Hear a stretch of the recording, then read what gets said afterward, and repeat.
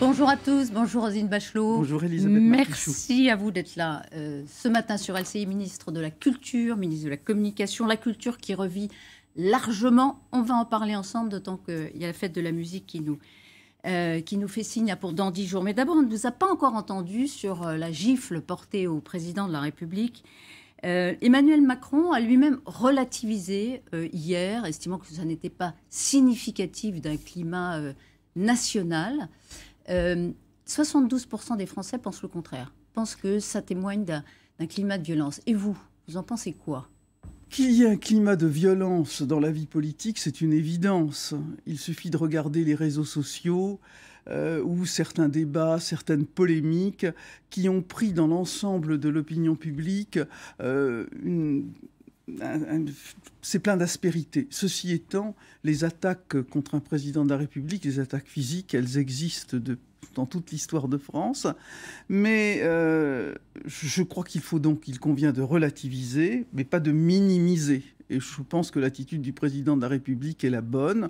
Maintenant, il y a eu une décision de justice qui est plutôt une décision bienveillante par rapport au risque judiciaire qu'encourait l'auteur de cet acte. Maintenant, on va passer à autre chose. Il y a tellement de problèmes à régler, et en particulier dans la culture, que je crois qu'il faut se concentrer sur l'essentiel. Oui, mais quand même un mot, parce que dans un an, on a une présidentielle. Le discours public, politique, est quand même émaillé de propos parfois violents, outranciers. Vous avez toujours dit que la politique était violente, vous. D'ailleurs, oui. Je crois qu'il y a de longtemps, votre permanence avait été... Oui, on avait... Oh là mais là, est-ce que, pardon, justement, vous connaissez ça. Est-ce que c'est du même tonneau, franchement, ce qui s'est passé contre le président ? Disons que la violence était cantonnée à certains cercles politiques ou à certains mouvements extrémistes. Elle a largement diffusé dans l'opinion publique, mais je le remarque même dans la vie quotidienne. Alors, est-ce que c'est un résultat, là, en ce moment, d'une sorte d'explosion après le confinement, parce que les gens ont vécu aussi beaucoup de frustration, beaucoup de souffrance, le sentiment qu'ils étaient dans une période tragique et que le retour à la normale implique certains comportements d'explosion. C'est possible. Mais quand je regarde la violence sur les réseaux sociaux, je suis vraiment inquiète. Et puis surtout, ce qui est gênant, c'est qu'on s'enfonce parfois dans des polémiques stériles alors qu'il y a des vrais problèmes. Je reviens, vous allez dire, je suis monomaniaque, je reviens à la culture. Je remarque que très souvent, on va parler de questions qui sont finalement des polémiques créées par quelques-uns. Mais qu'est-ce que vous avez en tête, par exemple, comme polémique Non, mais on voit s'exprimer, par exemple, des mouvements qui ne représentent pas la majorité des acteurs de la culture, sur l'occupation, par exemple, des salles de théâtre ou des lieux de culture, qui étaient finalement occupés par très peu de personnes. Des minoritaires. Alors que finalement, ce qui est intéressant, c'est de parler des questions de la culture, c'est de se dire qu'est-ce que c'est la culture à l'heure du numérique, qu'est-ce que c'est la culture à l'heure de la décentralisation, qu'est-ce que c'est la culture à l'heure des attaques contre la propriété intellectuelle. Il y a des vrais débats de culture à mener. Ils passent à côté. Ceux qui ont occupé l'Odéon, c'est plus le cas, mais encore une vingtaine de lieux de culture aujourd'hui, ils passent à côté de... Non, je ne pense pas. Ils ont exprimé des frustrations légitimes à un moment. Ils se sont fait déborder par un certain nombre de mouvements. Et alors que les lieux de culture rouvraient, il convenait de permettre cette réouverture. Je dirais que, évidemment, ce sont des occupations illégales, mais on pouvait les comprendre à partir du moment où les lieux de culture étaient fermés, où ils ne pouvaient pas exercer leur métier, mais continuer à les occuper, alors que justement les lieux de culture réouvrent, c'était évidemment incompréhensible. Incompréhensible et anormal. Et pas normal, de votre point de vue. Le terme d'anormal, incompréhensible. Encore un mot. Juste, vous avez dit, effectivement, l'auteur de la gifle a dormi en prison, condamné à 4 mois ferme.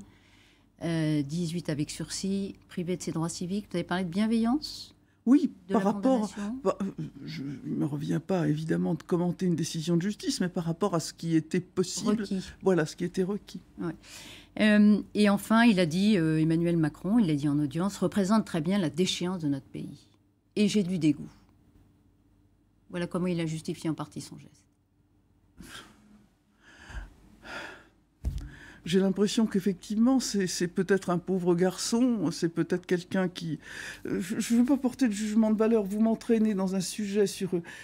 juger de quelqu'un, donner un jugement de valeur sur un être qui a dérapé, qui sans doute justifiait d'être puni, je ne veux pas. Je veux pas aller dans cette voie. Ça vous embarrasse, C'est pas ça m'embarrasse. Vous voulez pas lui donner d'importance. J'essaie dans cette période justement où on manque de bienveillance. Être dans une position de bienveillance. On manque parfois de bienveillance à votre égard, on en parlera. En tout cas, par rapport à la politique de la culture. Qui déconfine? C'est pas encore à 100%, mais là, les musées, les cinémas, c'est carton plein. Ça se passe très très bien. Toutes les jauges qui sont dans cette période de précaution qui sont proposées sont remplies dans les musées, remplies dans les festivals. Là, les chiffres des salles de cinéma sont extrêmement bons. Les chiffres d'hier... c'est 250 000 entrées dans les salles de cinéma, c'est-à-dire qu'avec des jauges incomplètes, c'est la fréquentation qu'il y avait en 2009. Donc, 2019. En 2019, merci Elisabeth Martichoux. Je me rajeunis de 10 ans. En 2019. Donc, on arrive à une fréquentation normale des salles de cinéma. Il y a des films français. Sur les 14 films qui sont sortis dans la première semaine où les salles ont réouvert, il y avait 7 films français, 50%. C'est Adieu les cons qui réalise les meilleurs chiffres, les meilleures entrées. Donc, un film français. Donc, vraiment, cette rentrée dans les salles de cinéma, dans les salles de spectacle, se passe extrêmement bien. Il y a une soif des acteurs, de ceux qui les accompagnent, de jouer, de chanter, de se produire. Et puis, les Français ont envie d'aller à la rencontre de leur culture. Mais alors, pourquoi, malgré cet appétit, la fête de la musique, c'est dans 10 jours, exactement, c'est le 21 juin. Ce ne sera pas complètement la bamboche, pour prendre l'expression. Pourquoi vous cadrez ? Parce qu'on est encore dans cette période de reprise progressive avec des jauges à 65%. La libération, si je puis dire, complète se fera à partir du 1er juillet.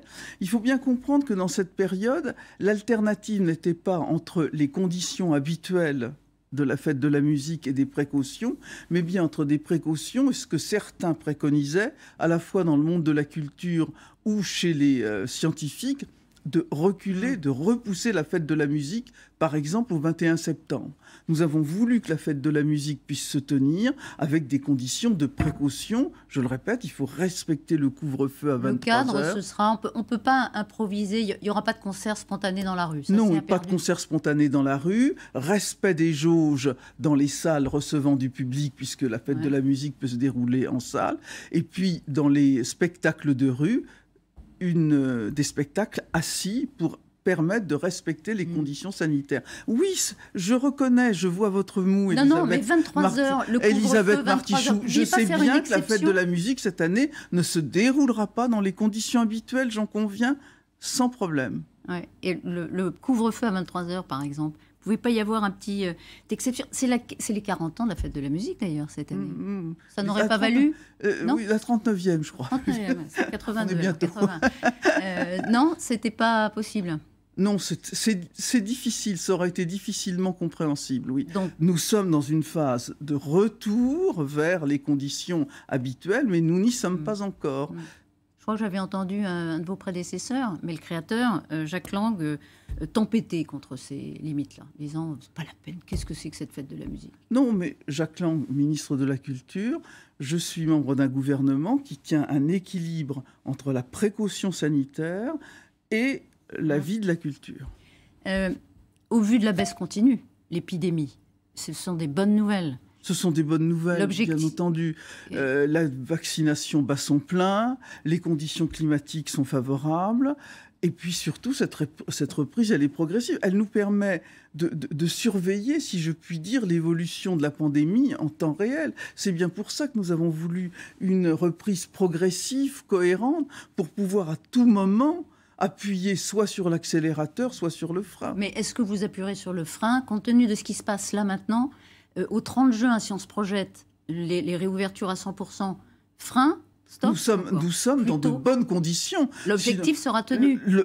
L'objectif a les meilleures chances d'être tenu. Vous êtes tout à fait optimiste. Tout à fait optimiste. Compte tenu de ça. Alors l'objectif, c'est donc 30 juin, on rouvre. Alors les salles de cinéma, les théâtres, tout ça, ce sera open Bien bar, sûr, si il y je a puis plus dire. oui. En revanche, open bar, peut-être pas, une mais formule un peu osée. Avec modération. Il y a quand même l'obligation, donc toujours d'un pass sanitaire pour à partir de 1000 personnes. Oui. Dans la limite de 5000 personnes maxi, ce sera le maximum. Ah non, à partir du... non, 5000 personnes, c'est maintenant. Hein, la limite maximum. À partir du 30 juin, il n'y a plus de limite, avec évidemment les préfets qui donneront des autorisations au cas par cas, selon les configurations, selon les spécifications, le mode, la nature même de l'événement. Du spectacle, ouais. Voilà, le mode des événements. Et alors, il y a quelque chose quand même, j'ai vu que pour les concerts debout, il y aurait une jauge de 4 mètres carrés par personne. Alors, une espèce de truc à la Ubu, là, à nouveau, non ? Non, mais pardon. C'est vrai que cette question de 4 mètres carrés a donné l'impression que chaque spectateur serait dans une sorte de carré de 4 mètres carrés. 4 mètres carrés. Non, c'est pas ça du tout. Ça veut dire que si vous avez une prairie de 3 hectares, vous la divisez par 4 mètres carrés, vous avez la jauge. Non, évidemment, on ne va pas enfermer les gens dans une sorte de cercle de 4 mètres carrés. C'est pas ça du tout. Mais on pourra organiser des événements debout ou pas ? On est en train de travailler avec les professionnels sur les modalités de ces concerts debout. Il y a le concert qui s'est tenu à l'Accor Arena et qui a été un grand succès. On en attend les résultats. Indochine.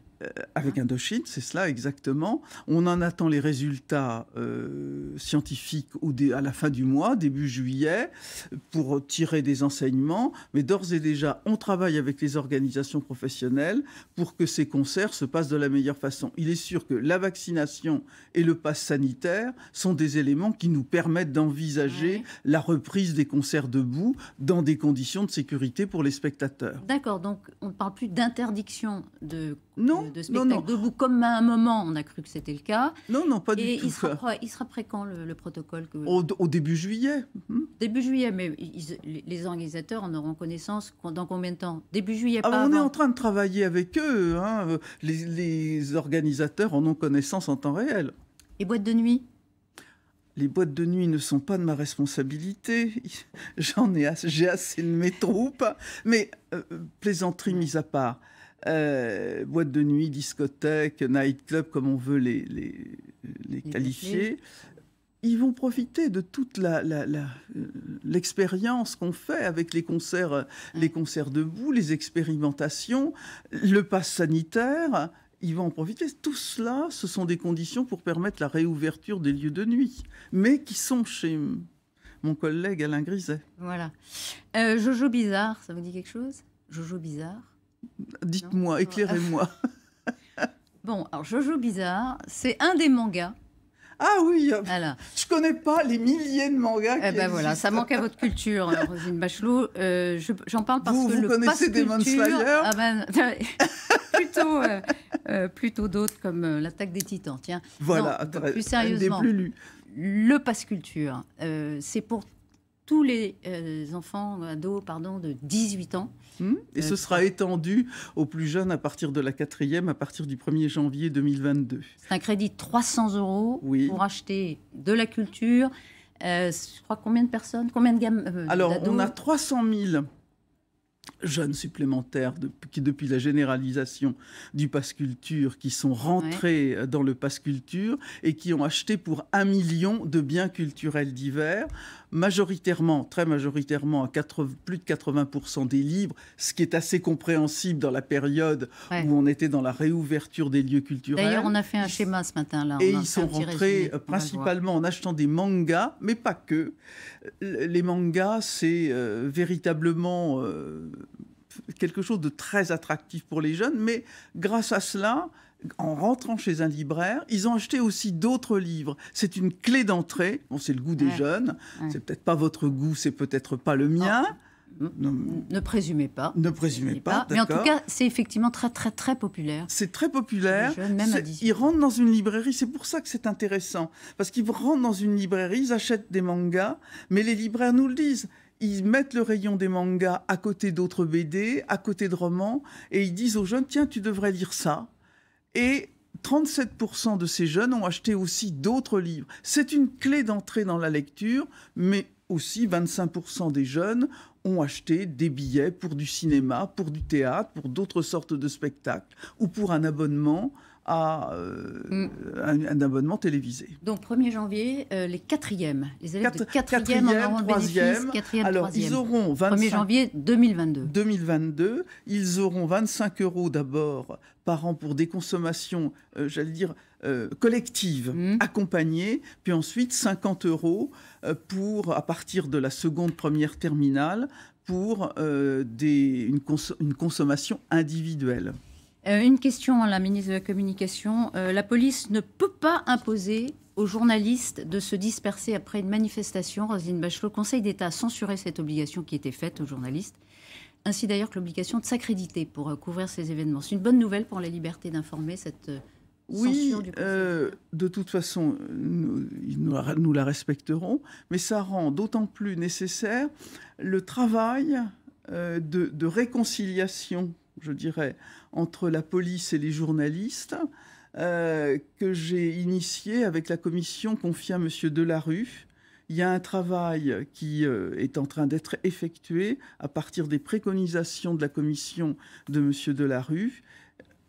Le rendu de ces conclusions a été fait devant le Premier ministre et l'avis du Conseil d'État rend d'autant plus important ce travail collaboratif. Donc cette censure, elle contribue à cette pacification nécessaire, c'est ce que vous nous dites. Voilà, et vraiment de mettre sur l'établi le travail que nous avons commencé avec le ministre de l'Intérieur, le Premier ministre et moi-même. Mais quand il dit, le ministre de l'Intérieur, qu'il va revoir quand même sa copie et réécrire le texte qui entre dans la loi sécurité globale, bon, vous dites, pourrait l'oublier, peut-être, cette disposition. Je participe. Il y a un vrai problème, de toute façon.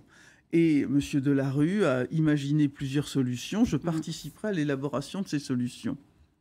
Il faudrait l'oublier, cette disposition.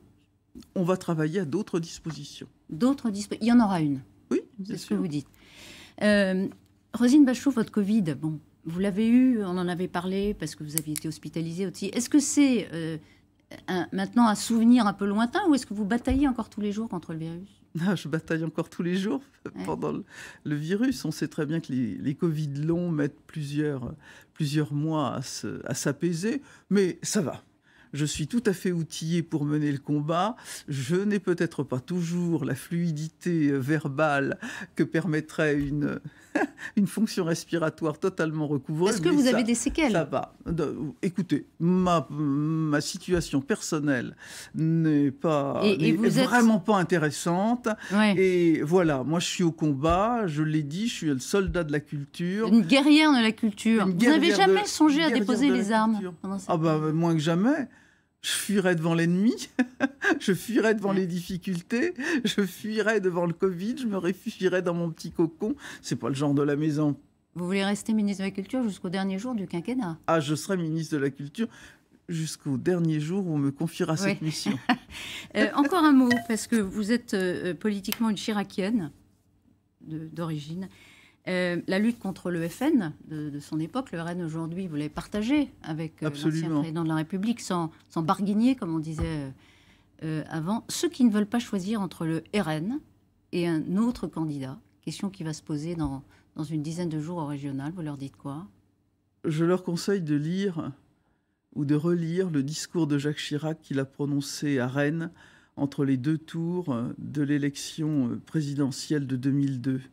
Où il a dit que ce combat n'était pas négociable, ce combat contre ce qui s'appelait le Front National et maintenant le Rassemblement National.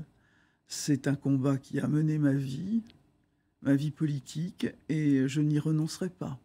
D'accord, donc ça vous choque profondément qu'on puisse se poser la question dans ces termes de choix? C'est-à-dire que moi, ce qu'il y a pour moi d'important, c'est qu'il y a les combats... Il y a les compromissions ouvertes et je dirais les compromissions cachées. Ce qui m'a fait de la peine, c'est de voir que le combat politique chez mes anciens amis des Républicains s'est contenté très souvent de combattre Emmanuel Macron de toutes les façons. De façon souvent très agressive. Et même ceux qui combattent le Rassemblement national lui ont en fait ouvert la voie de manière implicite. Ils se sont comportés comme, en quelque sorte, ce que les marxistes appelaient les idiots utiles. Et ça, véritablement, ça m'a fait beaucoup de peine. Pour votre ancien camp de droite. Allez, la France dans l'euro, bien sûr. Ah, je ne suis plus ministre des Sports. Non, mais enfin quand même. Ah, mais de toute façon, je serai la supporter de l'équipe de France, évidemment. Merci Roselyne Bachelot. Premier match avec la France, ce sera sur TF1 d'ailleurs, et ce soir, c'est l'ouverture de la compétition. Allez les Bleus. C'est qui ce soir? Vous êtes... Bon, d'accord. Italie-Turquie. Bonne journée Roselyne Bachelot. Merci d'avoir été ce matin sur LCI. Merci à vous. C'est à vous.